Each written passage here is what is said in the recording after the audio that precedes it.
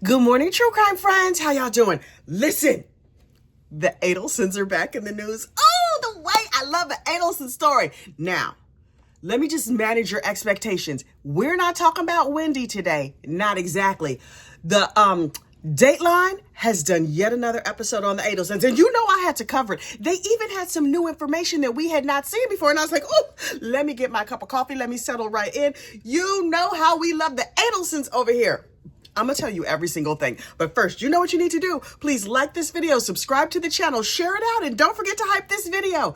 Assuming you can find the hype button. Sometimes it's there, sometimes it's not. Unclear, child. I don't know where it is. But you know what I do know? Me and you, we're going to get to 30,000 subscribers together. Okay, so look. Picture it. Friday night, your house, my house, on the TV. I personally just listened to the podcast yesterday. I don't have free time to be sitting around watching TV. That's not a thing, at least not for me.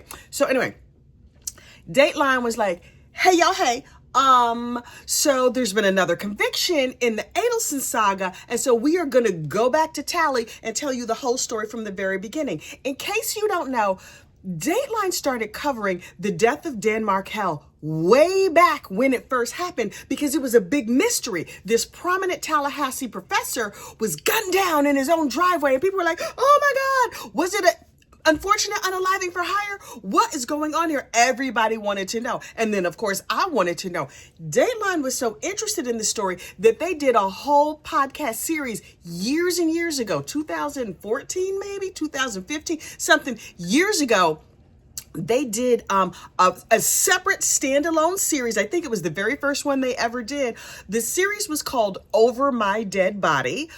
Season 1 was called Tally, and it told the story of Dan Markel. So I'm going to give you the quick and dirty version, but this is kind of a long and complicated story. So settle in and get your cup of coffee. Once upon a time, there was this couple, Dan and Wendy. He was really smart and he was a lawyer. She was very pretty and she was studying to be a lawyer, and they are both Jewish. They fall madly in love. Now, the Jewish thing it plays a part, but not like a whole lot, but it kind of does. Anyway, so they get married, and Wendy's mom is like, Wendy, he's a nice lawyer. You have to marry him. She's originally from like Queens, and then she moved to Florida because that's just like, child, the entire state of Florida is the 6th borough of New York City, if you know what I'm saying.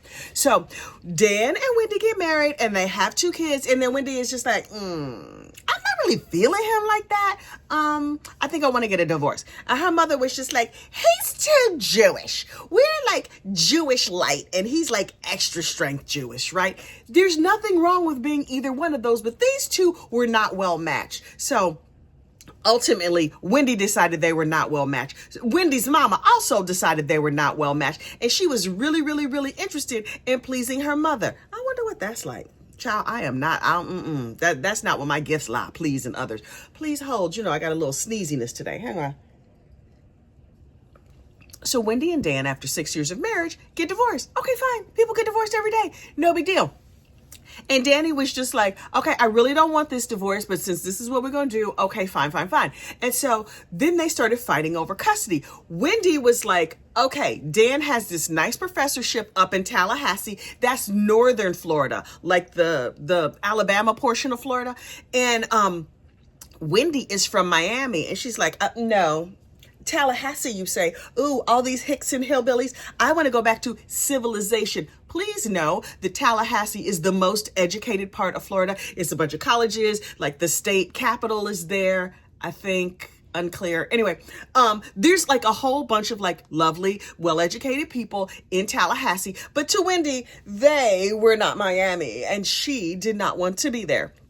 So she made hating Danny and Tallahassee her entire personality.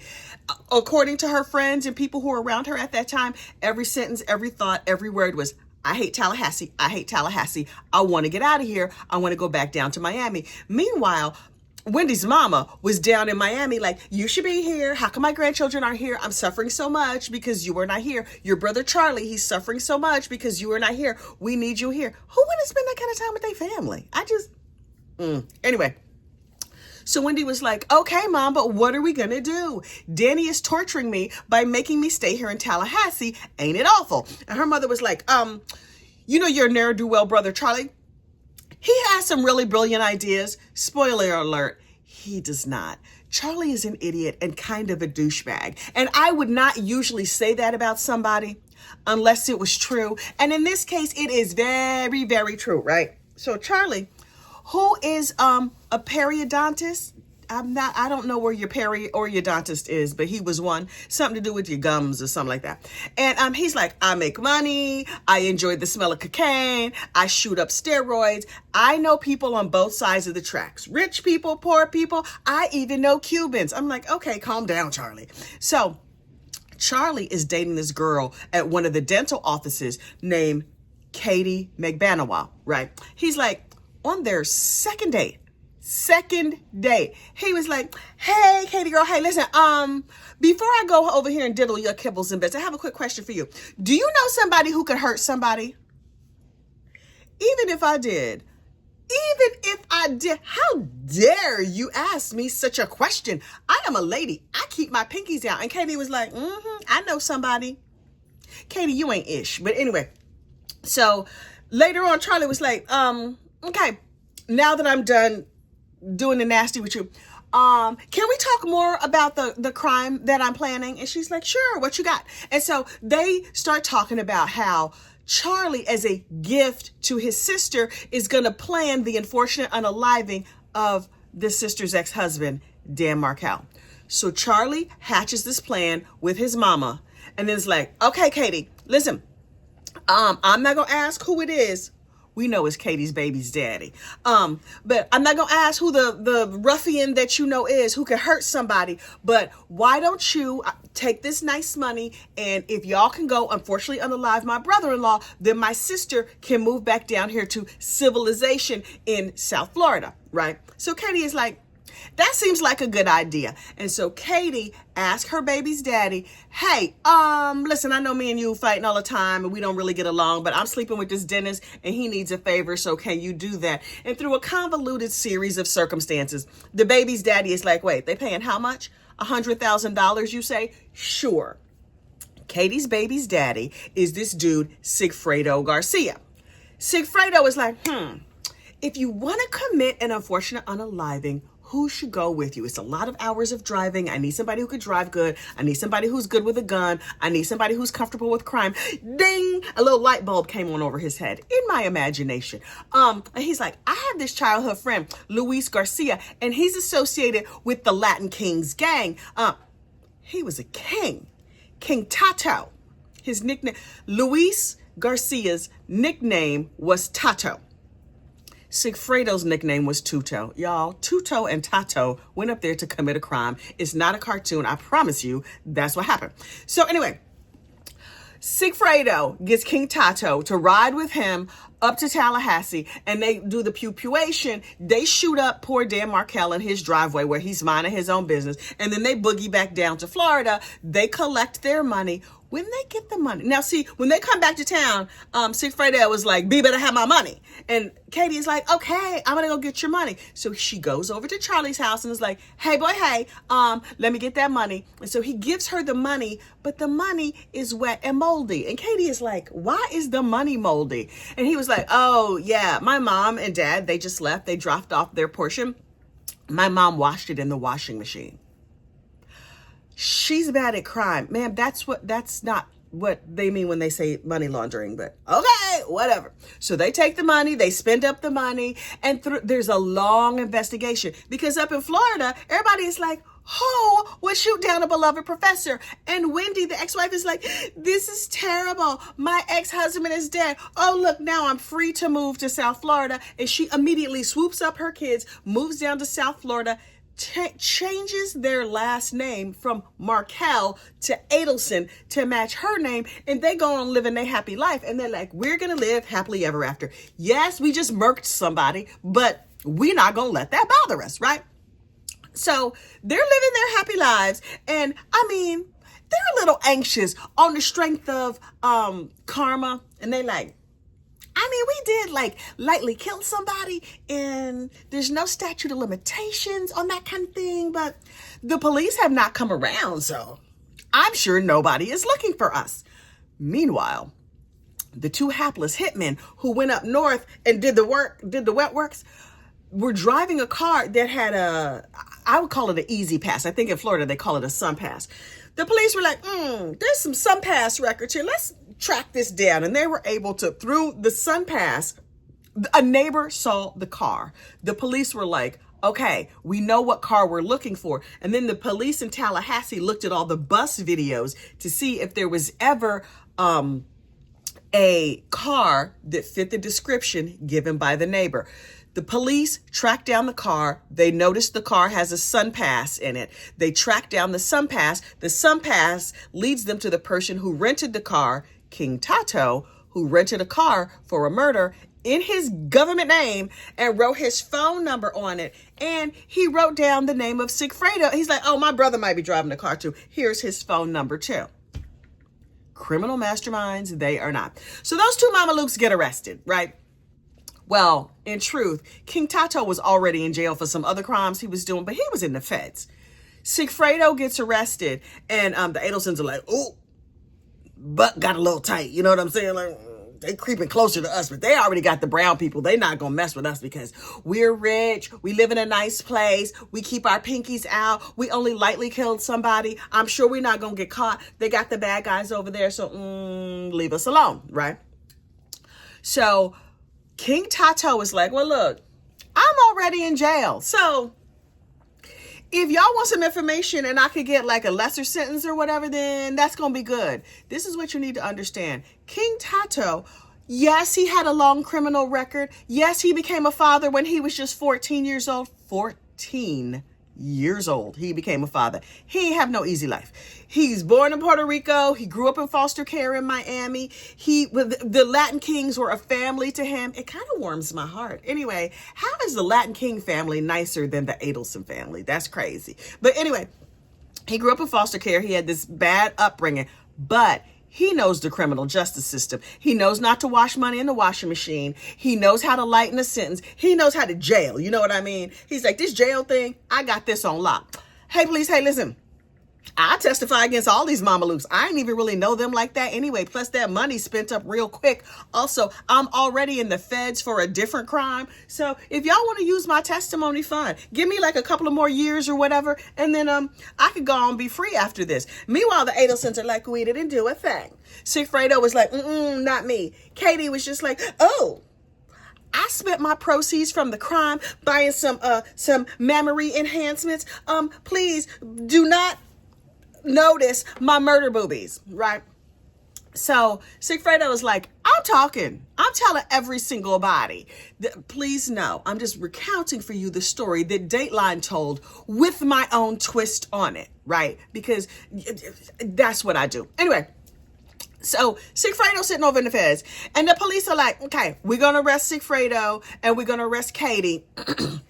Well, prior to arresting Katie, the feds got a wiretap for the Adelsons, but nobody was talking about anything. So they were like, oh, we have to tickle this wire. You know what I mean? We have to make something happen so people start having conversations so we could get additional information.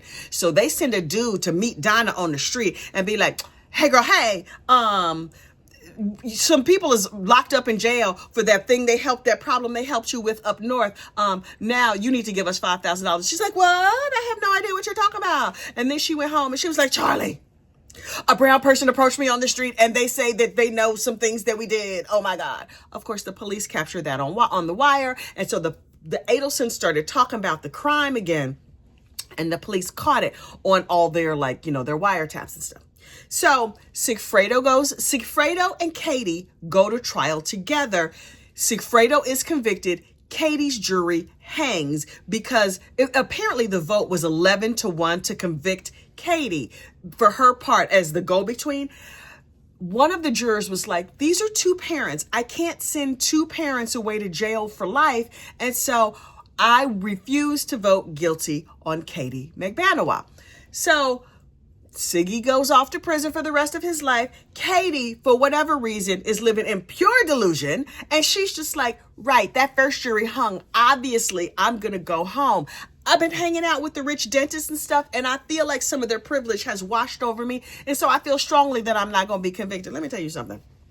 That second jury, they were just like, girl, no. Keep in mind, Georgia Cappleman in the state of Georgia, in the state of Florida, offered Katie McBanawa a deal. Roll over on the Adelsons. Tell us the truth and you could go home to your children today. And she was like, nah, I am going to ride with the Adelsons. I don't think I'm going to be convicted. Yes, that last jury was voting 11-1 to convict, but I feel in my spirit like it's going to be okay. And so she goes to trial and she's wrong. Instead of going home to her children like she could have, she ended up with LWOP. That's right. Life without the possibility of parole, right? So the Adelsons are like, now they butt is real tight. Like, ooh, all the brown people got convicted. Katie even got convicted. This is creeping closer to us. And then Charlie Adelson gets arrested. Y'all, you know he froke all the way out. You have to look up his arrest picture. He has like a big giant afro. He looks a whole mess. He's all freaked out. He's nervous, whatever. And he goes to trial with a lawyer by the name of Daniel Rashbaum. And poor Rashy. Rashy was like, I believe in the innocence of the Adelson. He's like a little pocket-sized lawyer. Hi, Daniel Rashbaum. I heard you watch everything that's related to you, and you are very, very litigious. I think you're a very good attorney. Although I did notice that you did buy a big mansion after the Adelson trial. And I say, enjoy that Adelson money, boo. It's not like they're using it. Anyway, so Charlie Adelson goes to trial with this attorney, Daniel Rashbaum, and he blows trial. He has this whole made up like, no, it was all Katie's fault. Katie, she whipped out her coochie on me and I couldn't, it was her. And so the jury was like, right. In only 3 hours, they convicted Charlie because like, boy, after Charlie is arrested, right? Donna is at her house. She was like, I was at my friend's condo watching this trial and it was terrible. I cannot stop crying. Oh my God, I'm hysterical. Now she's saying this on jail phone calls to Charlie. In case you don't know, jail phone calls are recorded, right? Every single word you say is recorded, and they tell you this in recordings. Also, them jail phone calls can be used against you in a court of law. If you don't know, now you know. In the jail phone calls, Donna is like, this is terrible. Wait, Charlie, are you still there? I think the call might have dropped. Well, I'm just going to keep holding on because if I call back, it's a new $6 charge and I don't want to pay $6. So I'm going to hang on and maybe Charlie will come back. With the phone line still open, she continues to talk to her friends who are there in the room where she says she thinks that Georgia Cappleman, the prosecutor up there in Tallahassee, is going to get her. She's real super-duper nervous. She talks about an email or a text message that she sent to Wendy saying, I know you think this is my fault, but it's not my fault. And we're going to have to run and please help us because we're trying to go on vacation to a non-extradition country. Obviously, we have to go to Vietnam because the food is delightful. Vietnam is beautiful and they can't bring us back on this unfortunate unalive charge. Child, Donna runs her mouth the way she failed shut up class. And I am happy about it. So the police hear the recording. They're like, wait. This heifer going where? She doing what? So they get they plan their trip. They buy one-way tickets to Vietnam. Girl, one-way tickets to Vietnam. The stupidness. First you wash your money. Then on a recorded line, you say you are either going to unfortunately unalive yourself or you're going to flee to a non-extradition country. You're bad at crime. Anyway, so Donna think she's this close to being home free. This close. She about to get on the plane for her vacation in Vietnam because she's real sad and depressed and stuff. Because, it's real sad when your son goes to jail for some crimes he committed. And the police are like, hey, girl, are you Donna Adelson? And she was just like, yes, what is this? And they're like, you have the right to remain silent. And they give her them nice bracelets and they escort her on off and she goes to jail. And Harvey, now I personally started the rumor that Harvey was stuck at the airport just riding around on that luggage carousel, eating some of them Biscoff cookies. Turns out he probably just went home in an Uber. But I really personally enjoy the conveyor belt story a whole lot. Anyway. So Donna's arrested. She's in jail. She's about to go to trial. Now, if you're keeping track at home, our goddess, Georgia Cappleman, and Sarah, her partner in crime, have convicted Sigfredo Garcia. They got a confession from King Tato. They have convicted Katie McBanawa. They have convicted Charlie Adelson. Now they have Donna Adelson all locked up and ready to go to trial, right? Donna is down there at the jail, and she's like, okay, I want a speedy trial. I want to go to trial as fast as humanly possible, because obviously I will be found innocent. Nobody can prove I washed that money. And so she uses the same lawyer as her son, Charlie Adelson. And everybody was like, isn't that a conflict of interest? That seems like a conflict of interest. And she's like, no, I waive conflict. And Charlie was like, wait, I'm over here locked up in prison forever, ever. And my mama wants to use my attorney. My attorney knows all my dirty secrets. No, I don't waive conflict. And Rashi was like, oh, I have to get off this trial. This is terrible. So Rashi leaves the trial, enter two new attorneys for Donna Adelson, and they don't know the trial as well. Keep in mind, Rashbaum went through Charlie Adelson's trial, so he knows all the ins and outs. These two new attorneys are like, oh, we need help. We're trying to get caught up. And so Donna hires famed Tallahassee defense attorney Josh Zellman and disgraced judge and funeral home proprietor Jackie Fulford. That is her full name as far as I'm concerned. Jackie, I love little Jackie. She's tiny. She has hair like Tom Petty. Her suits are all too big. I think she got them suits from the Lost and Found down to the funeral home. Yes, she does, in fact, run her legal business out of her funeral home.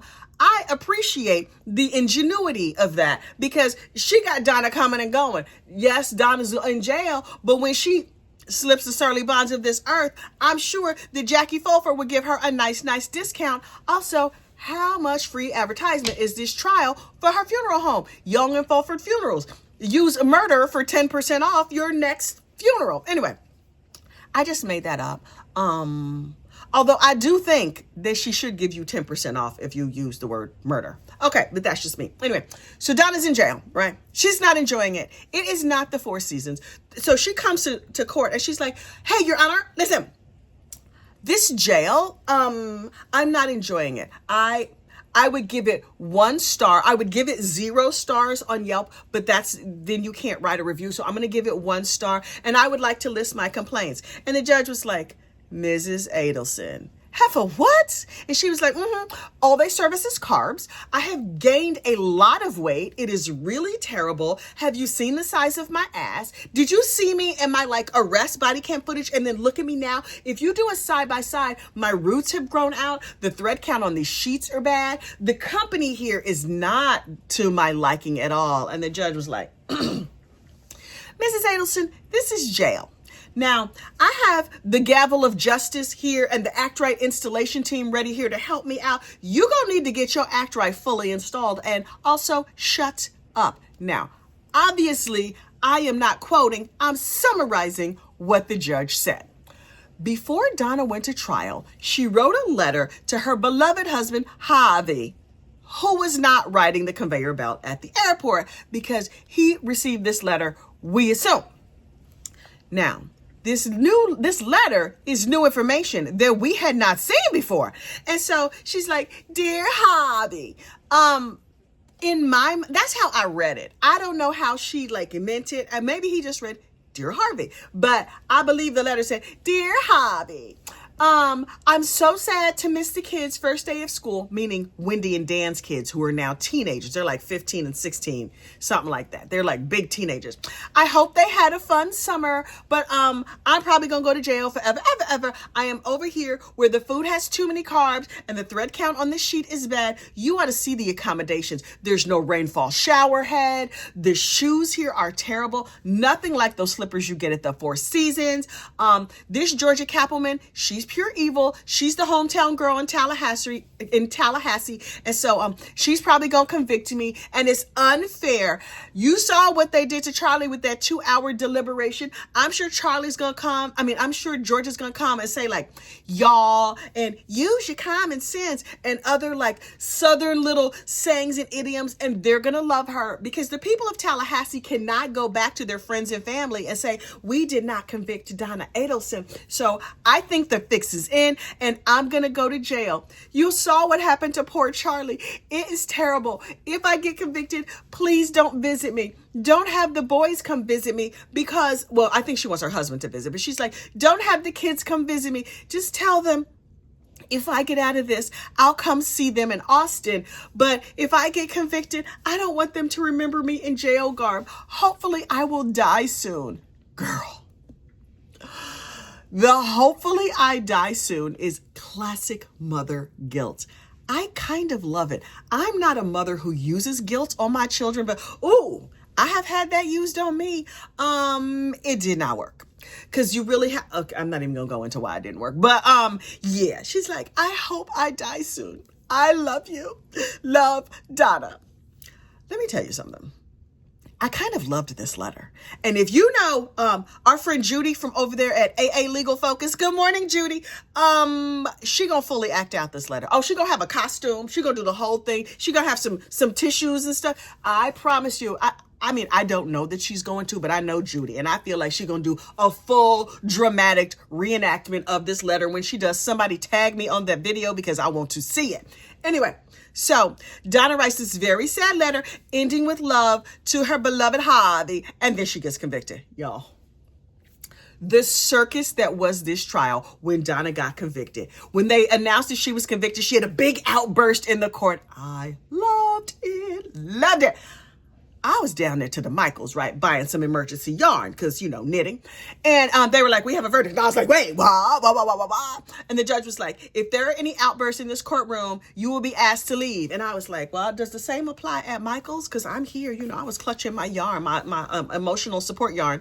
And they were like, convicted. And I was like, well, I kind of saw that coming. And Donna was like, whoa! Me and Michaels, I was like, whoa! And I was like, wait. Will they throw me out of Michael's? To calm myself, I had to go over to the beads section. You know, all the pretty and the sparkly and the whatever. So I was over there in the beads section. I was like, this heifer is wilding all the way out. And the judge was like, Mrs. Adelson, I'm about to come down there, heifer. That's not what he said, but that is absolutely the spirit of what he said. And then they carted her out and she was like kicking and screaming and just absolutely beside herself. Then at the sentencing, she had calmed down a little bit and all her friends and family stood up and tried to read the judge for filth. Y'all, now what you're not going to do is read the beloved Judge Stephen Everett for filth in his courtroom. That's like coming to my house and talk a mess about me. You know what you're not going to do? That. And that is the spirit that Stephen Everett came with. And I was like, So Donna's friends and family got up there and were like, dear judge, you're terrible. Why did you convict our friend?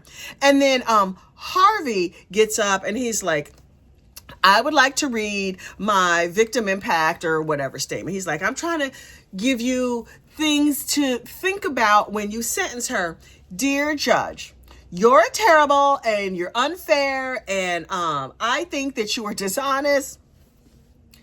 The patience that Stephen Everett displayed when Harvey Adelson started reading his sentence, you could tell that judge butthole got tight. I could tell, even in all them robes and stuff. Judge Stephen Avery, look, somebody sent me a black Buddha candle with we love a prayer candle here at Gossip Room with Innuendo, and it says Black Buddha, patron deity of Zen justice. Black Buddha, grant me the serenity to deal with dry crying whiners. Oh yeah, Donna was dry crying. Oh, the dry crying, not a tear to be found.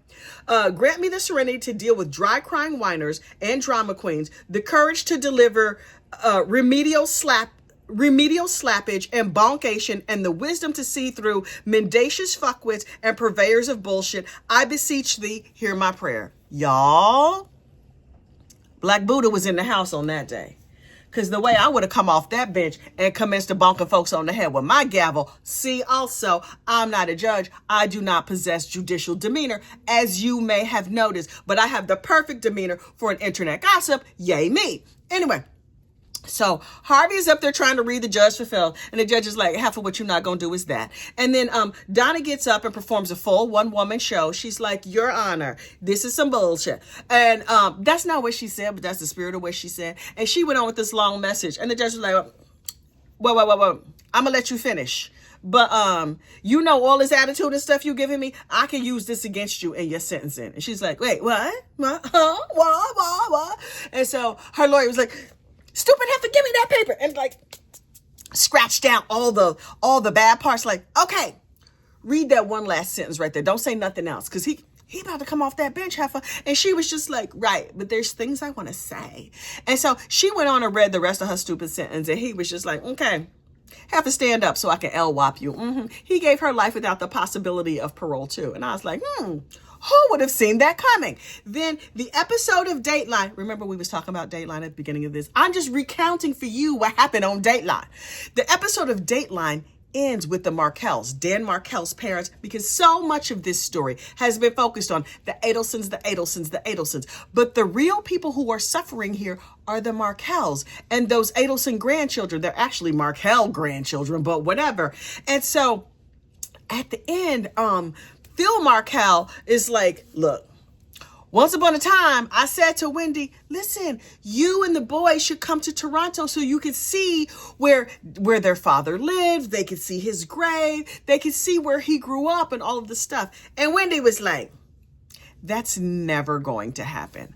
Really, girl? Really? You can't just say, yes, I can hardly wait, and then just never come? That is what manners would dictate. But see, also, she not big on the manners department. So, okay, boo, do you. After this has all wrapped up, right? Here's the real question. 5 people have been convicted in this case, but not Wendy Adelson. Will Wendy be arrested? How soon will Wendy be arrested? Because she is the queen pin in all of this. If you ask me, Wendy has been smart. She has been quiet, but she has leaked out little bits of information that show her guilt. Does Georgia Kappelman have enough to convict Wendy Adelson? Will she be arrested? What will happen next? All we can do is stay tuned. I will see you next crime.